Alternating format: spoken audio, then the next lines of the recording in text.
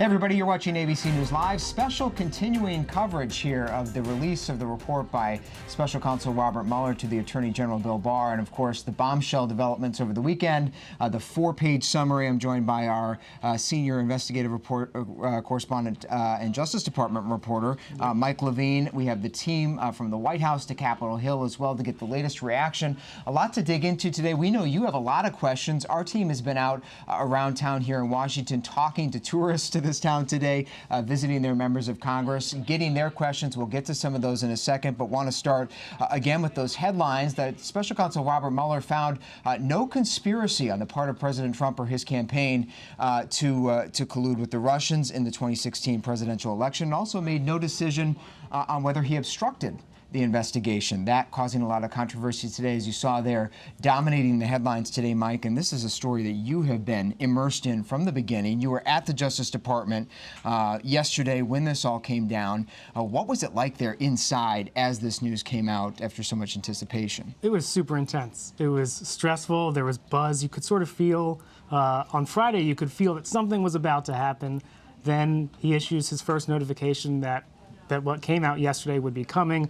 Yesterday, it was that all over again, deja vu. And then when we saw the final results, I think all the reporters who had been covering this for so long were surprised to hear that Mueller could not reach a conclusion, a final conclusion on whether there was obstruction of justice. And we're going to dig into what all of that means here in this special half hour on ABC News Live, particularly that question of obstruction of justice. Special Counsel Robert Mueller making a determination not to make a determination, very clearly stating in the letter that he was neither prosecuting nor exonerating President Trump on that question, and that is where much of the political fight will be ahead. We're seeing a picture of the letter that the Attorney General sent to Capitol Hill yesterday. That's the one that Mike received at the Justice Department. We will break that down for you. But first, some breaking reaction coming in from the White House. The president clearly feeling vindicated by all of this, and good reason. So much of the country also relieved that there was, in fact, no conspiracy on the part of the president in that Russian interference, which did, in fact, happen. They did interfere in our election. The president saying he is very happy with the outcome, but very regretful that this happened to him at all. Take a listen. Lasted a long time. We're glad it's over. It's 100% the way it should have been. I wish it could have gone a lot sooner, a lot quicker. There are a lot of people out there that have done some very, very evil things, very bad things, I would say treasonous things against our country. We can never, ever let this happen to another president again. Up to the Attorney General. Wouldn't bother me at all. I'm also joined by our senior investigative reporter now, John Santucci. John, you have just been on the phone with the president's legal team and his sources working your contacts overnight. As we heard from the president, relief but regret, outright jubilation among the president's legal team just this morning. Bouncing off the walls. I mean, I think you saw Jay Sekulow, one of the president's lead attorneys, the first attorney actually from the first iteration of the Trump team to still be a part of this growing probe here, doing every freaking show possible on television this morning because they are thrilled. I mean, they've called this the biggest win of their careers. They'll never see anything quite like this. And we have to remember that this has been going on for 22 months. We're literally in the midway point right now of the Trump presidency, 20 months until the November 2020 elections, Devin. So for them, this has been a long battle. What they were saying to us, actually, is that they know that they were attacked for quite some time for turning over everything. Remember, they allowed almost any person that Robert Mueller and his team wanted to speak to go in for interviews. They turned over every document that was requested of them, 1.2 million documents in total, that people were saying, what are you doing? You're giving them everything. But they look in hindsight and say, hey, that paid off. And the White House are not the only ones who are relieved. The Justice Department folks are also relieved. You know, they've been working on this themselves for so long. And they're a group of people that like to avoid politics. They don't want to be embroiled in it. They pride themselves in their independence, Mike. And this is something that has really saddled the department. We forget Jeff Sessions was heading the department not too long ago, the one who caused so much consternation from President Trump. You actually reached out to the former Attorney General. What's he saying? I reached out to one of his reps and asked if he had any response to everything that came out yesterday. And his rep said, not at this time, but check back later. All right, so we keep our eyes on Jeff Sessions. investigations. We might have a chance, we understand, to hear from Bill Barr as well. He, Congress says, will be summoned to Capitol Hill very soon. But let's start by digging into the letter from the Attorney General. He spent 2 days over the weekend preparing what he called the top-line principal conclusions from Mueller's report. We don't know, Mike, do we, how long Mueller's report actually is? 10 minutes ago, I asked DOJ for that answer again, and they said, we're not going to tell you. All right, but we expected that it was quite voluminous in addition to the underlying information.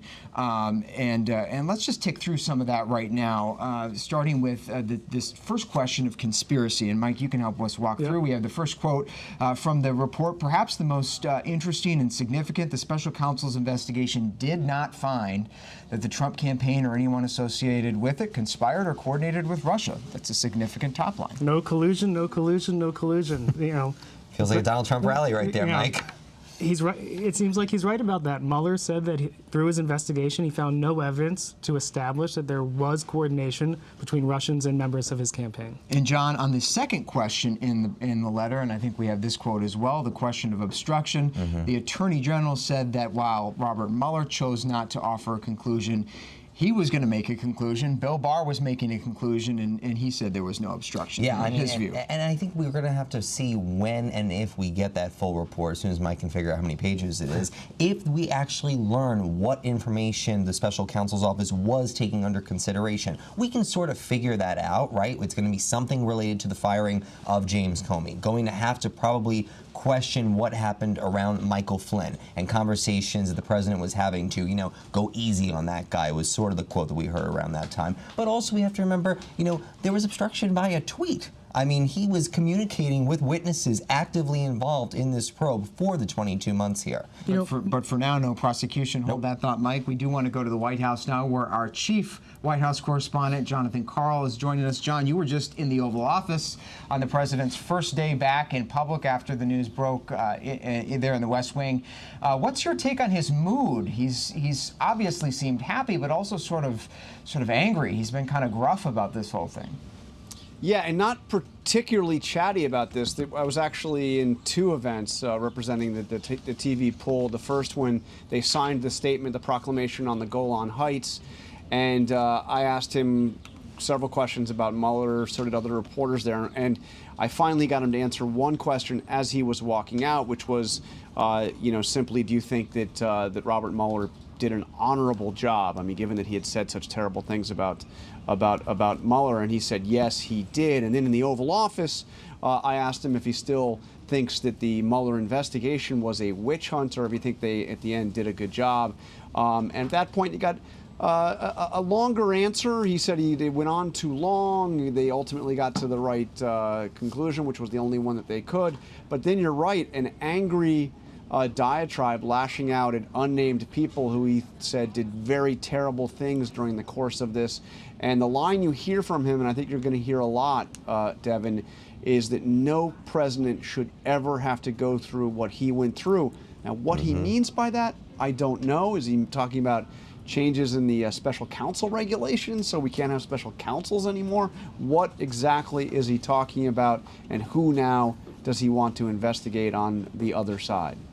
Yeah, that's going to be interesting to watch and to reconcile his many false statements around Russia, his fawning behavior over Russia, suspicious behavior to many people, and yet the special counsel's conclusions and all. That's going to be interesting to see where that goes. But John, I also want to ask you about the full report. We hear a lot of chatter on Capitol Hill about that, wanting it to come out. The president told you just last week he wants everybody to see the report. Do you get the sense the White House is going to lean on Bill Barr to make as much of that public as possible?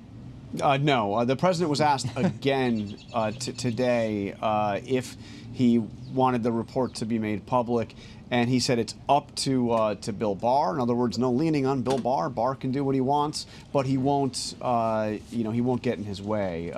He's fine with it if he does. But there will be a long process over at the Justice Department to decide what of this material is releasable. And in the meantime, there is going to be an intense amount of pressure. I don't think we can say it enough, Devin.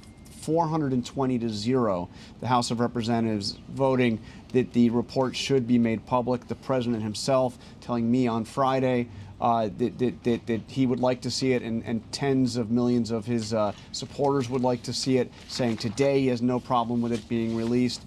I think there's going to be enormous political pressure to release as much of that report as possible. And Congress gets back in town later today. We will be hearing from them, no doubt, later this evening and the rest of the week. John Karl, our chief White House correspondent. Thanks, John, for that, coming out of the White House. Thanks, and guys, as we continue to sort of pour into this 4-page letter, it's important to remind everybody no one has seen the actual report. So this is very much Bill Barr's interpretation of the report. And Bill Barr does say, to pick up where John left off, John Santucci, on page 4 of his letter, that he wants to continue to think about how much of this to make public, but he's bound by some laws. Help us understand what those laws are. Well, I mean, really the big thing here is that a lot of it is going to be what information was brought before the grand jury. And we know that the grand jury is secret proceedings. No one can get a readout of what is said in them, the testimony.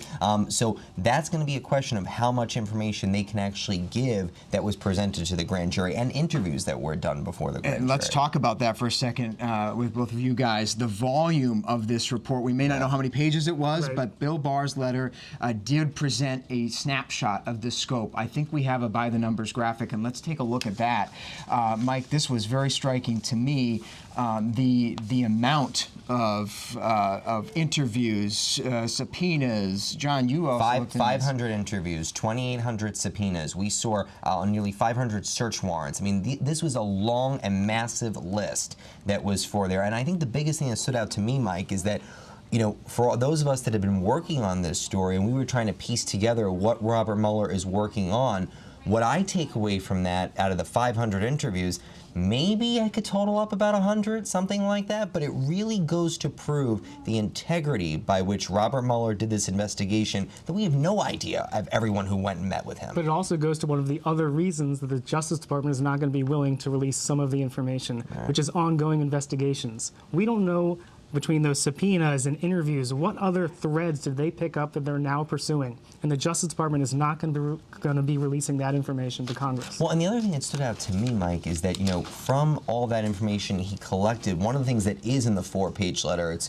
one of the lines that's kind of hidden in there, is that Mueller, when he saw something else, referred it to other offices and jurisdictions that could deal with it. Now, we know the SDNY in New York and others have been working on it, but there is potential, we don't know this for sure, but there is potential that there are other agencies across the government and within the DOJ that are looking into matters that Bob Mueller dug up. Yes, and that have nothing to do with Trump. Right. That have to do with all sorts of things. And there were a number of threads that we do know, John, that are being passed off to different districts to be prosecuted and pursued. And aside from everything that Robert Mueller uncovered, and we'll get into this in a little bit in this half hour, there's a laundry list of unrelated cases and investigations. Here are just some of them, of course. John, we've been talking about these. I think we've done this routine about 4 times, Devin, so let's see if we can do it again. You obviously have the Southern District, New York, which has 2 big cases going on right now. They are looking into the president's campaign finance violations. Those were the payments to silence Stormy Daniels and Karen McDougal made by Michael Cohen. You also have a growing investigation into the 58th Annual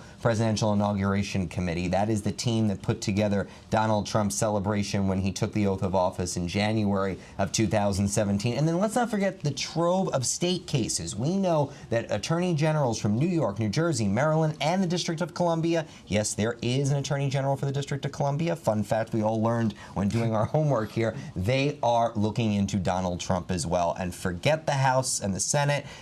I need a water break to go through all of that. And there's yet another one, Mike. There's one investigation that people may have forgotten. The Justice Department's Inspector General is currently investigating all of the claims about abuse and bias within the FBI and Mueller's team. You know, claims of abuse of the Foreign Intelligence Surveillance Act, claims that people in the Justice Department were improperly sending information from Christopher Steele to the FBI. So that's really going to show whether all of these attacks on Mueller were real or not. Right. So much of this report's impact and controversy to continue centers on the obstruction question, the determination not being made. I want to bring in our legal analyst, Kate Shaw, now, who joins us via Skype. Kate, want to have you explain to us that portion of the Bill Barr letter in which he says that the special counsel decided not to decide whether the president had obstructed justice. What does that mean, and And what might that indicate about what evidence does or doesn't exist toward either of those ends of that equation? Sure.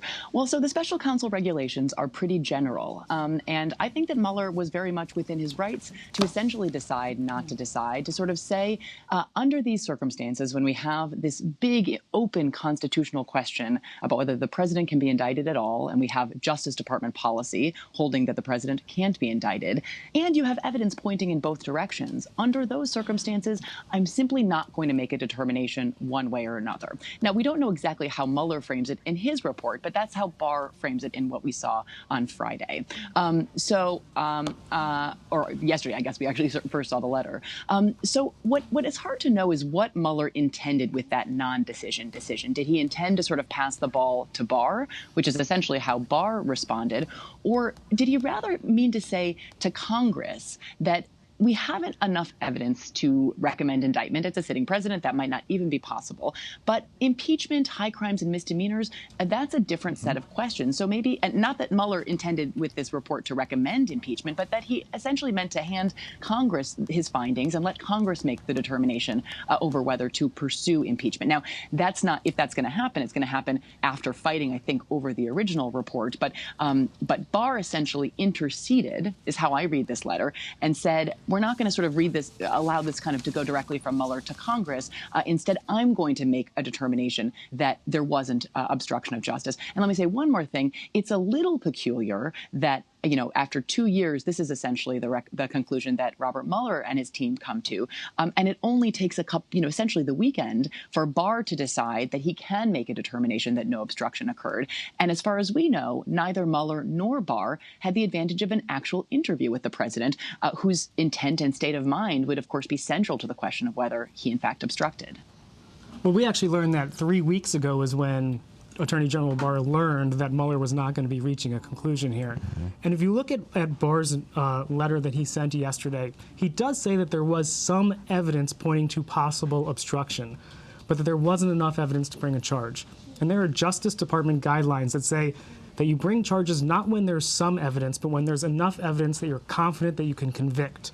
And so it seems that here, Barr didn't think that there was enough evidence to convict. And of course, all of that, it would sort of, you also have the whole provision, as Kate was alluding to there, that, you know, sitting presidents can't be charged with crimes. Yes, but Barr said specifically in his letter that that was not, that LLC not consideration opinion in this case. Was not correct. This case, right, exactly. All right, Kate, Shaw, that's thanks for right. that. Yeah, go ahead.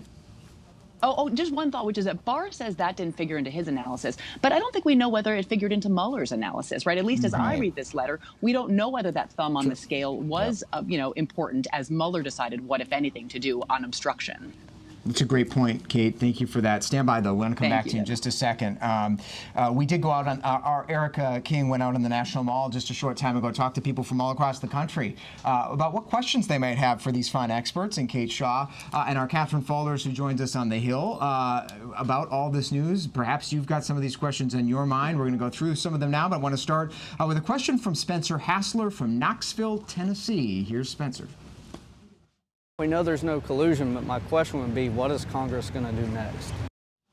All right, a simple question. Let's put that one to our Catherine Falders up on Capitol Hill. Catherine, what's Congress going to do? It sounds like a simple question, but not so much, at least right now. So, of course, the battle over making this report public has moved up to Capitol Hill. And what you're hearing from both Republicans and Democrats is that they want the report to become public, but it's a matter of what material becomes public. You hear the president saying he wants it public, but what Democrats want is all of that underlying evidence, all of that grand jury material that the White House and Republicans are saying that just can't happen, Devin. So it's unclear what exactly, you know, they're going to decide on. Now they're obviously going to argue over those two things. But what McCarthy, if you compare what these two people are saying, what McCarthy says in terms of the narrative up here is he's saying case closed. Swalwell is saying this is just the beginning. And they view, as Kate was talking about earlier there, that non-conclusion on obstruction. Some Democratic aides I've been talking to view that as now the ball's in their court. It's their job to come to a conclusion on that. Yeah, so they're sort of gearing up to investigate the investigation after months, guys, of saying that Robert Mueller was sort of the gold Conflicted. standard. Totally. Yeah. Well, if you're a Democrat, the gold Right. standard, and if you're a Republican, Republican, conflicted. And now we're So going to change we're roles. switched. Yeah. So much more to come. Stand by, Catherine. Thank you for that. Let's take question number 2 here. This one from a local resident here in Washington, D.C. Brian McGill had a question. Here's that one. My question is, what are the negative consequences to full transparency of the Mueller report? Selection.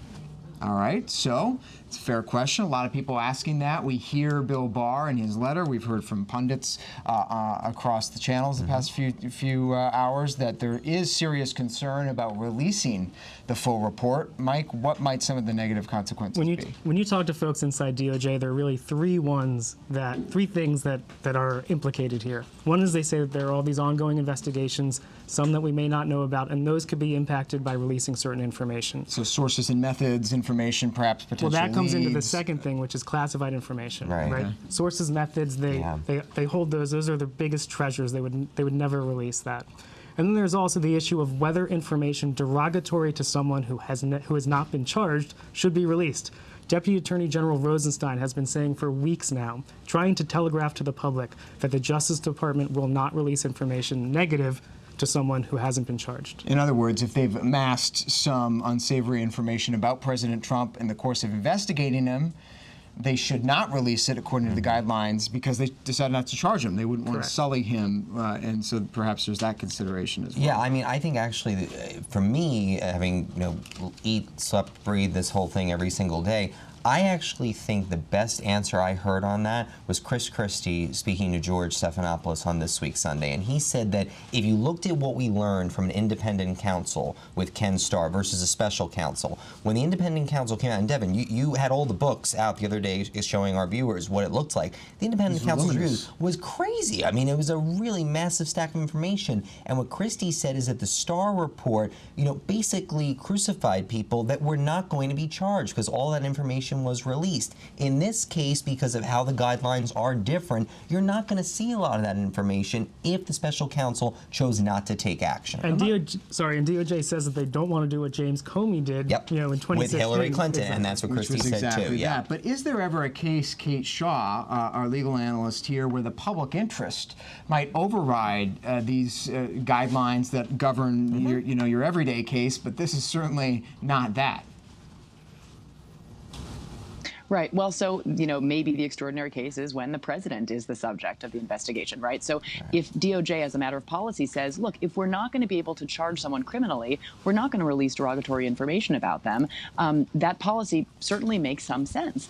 But if it's someone who constitutionally can't be charged anyway, how, if at all, could some kind of release of information just with respect to the president? So I think that might be the hard question.